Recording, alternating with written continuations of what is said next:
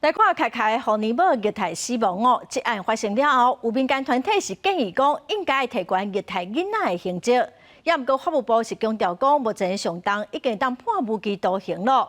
即马法务部长今仔是表示讲，内部嘛已经在讨论，嘛来讨论判死刑的可能。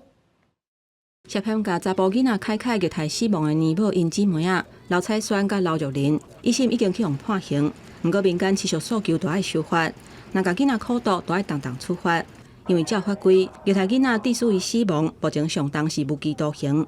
面对各界意见，法务部长陈明谦测试讲，内部的刑法修正专责小组有甲死刑放伫因讨论的范围内底。像未满7岁的凌虐的这些，是不是可以更重？就是比一般的杀人罪更重？它是属于特别的杀人的一个加重犯刑，是不是可以到死刑或无期徒刑？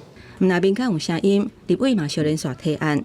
讲到要提高虐待囡仔的刑责，等到看法务部的版本，到当时也未定案，嘛引起批评。因目前若要判死刑，有要求各级法院合议庭拢要一致决。对照各国前到当时并无这个例，嘛各一个引起质疑。我收到一个陈情哦，是凯凯的网络爸妈陈情书啊，废除死刑一致决。司法院的立场就是尊重那个大法官所做的那个对嘛？是啊。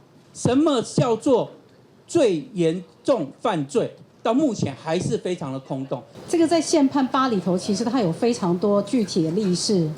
对，它是例示而已嘛，它不是一个原则告诉你要怎么做，它只是什么例子嘛。是。那超过那个例子呢？